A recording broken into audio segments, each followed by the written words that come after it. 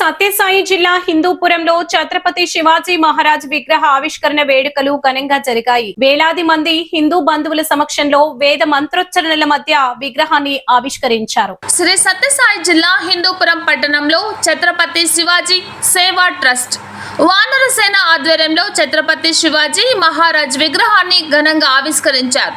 ఈ కార్యక్రమానికి భారీ సంఖ్యలో హిందూ బంధువులు హాజరై భక్తి శ్రద్ధలతో పాల్గొన్నారు.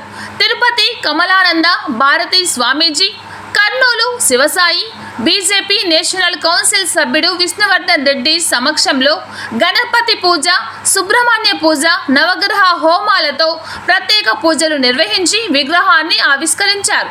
అనంతరం నిర్వహించిన సభలో బీజేపీ నేషనల్ కౌన్సిల్ సభ్యుడు విష్ణువర్ధన్ రెడ్డి మాట్లాడుతూ హిందూ ధర్మ పరిరక్షకుడు, ధైర్య సాహసాలకు పత్రిక అయిన ఛత్రపతి శివాజీ మహారాజ్ విగ్రహం హిందూపురంలో ఏర్పాటు కావడం చారిత్రాత్మక ఘట్టమని తెలియజేశారు. శివాజీ మహారాజ్ మహిళల గౌరవం, సమాజ రక్షణ, ధర్మ పరిరక్షణ కోసం జీవితాంతం కృషి చేశారని, ఆయన ఆశయాలను ప్రతి ఒక్కరూ ఆదర్శంగా తీసుకోవాలని పిలుపునిచ్చారు.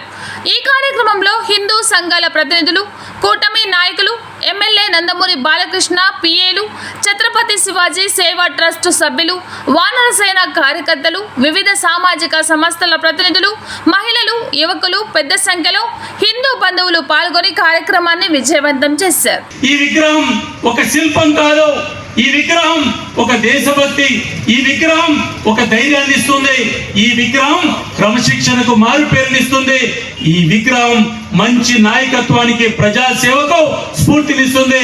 ఈ విగ్రహం రాబోయే రోజుల్లో అనేక మంది పాలకులకు స్ఫూర్తిదాయకమైనటువంటి ఒక విగ్రహంగా నిలవబోతుంది.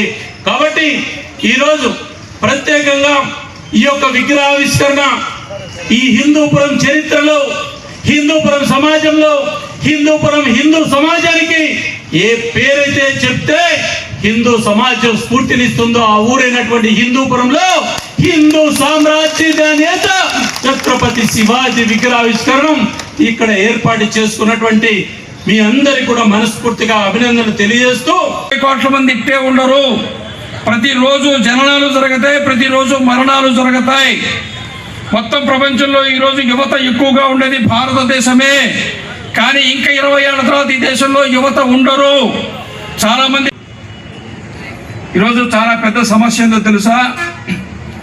ఇక 20 ఏళ్లలో చాలా గ్రామాల్లో ఈ రోజున 5 లక్షలు 10 లక్షలు అమ్మే ఎకరాన్ని మీరు 1,00,000 రూపాయలకి ఇస్తామన్నా తీసుకునే మనిషి లేడు.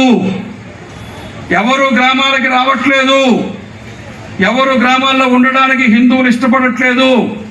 హైదరాబాద్ సంగతి కూడా చెప్తున్నా, బెంగళూరు సంగతి కూడా చెప్తున్నా. ఇప్పుడు ఉండేటువంటి తరం అంతరించిపోతే, వాళ్ళకు పిల్లలు లేరు, ముసలోళ్ళు చచ్చిపోతే ఆ ఇళ్ళు ఎవరికి అమ్ముకుంటారు, ఎవరు కొంటారో ఆలోచించండి. కాలనీలు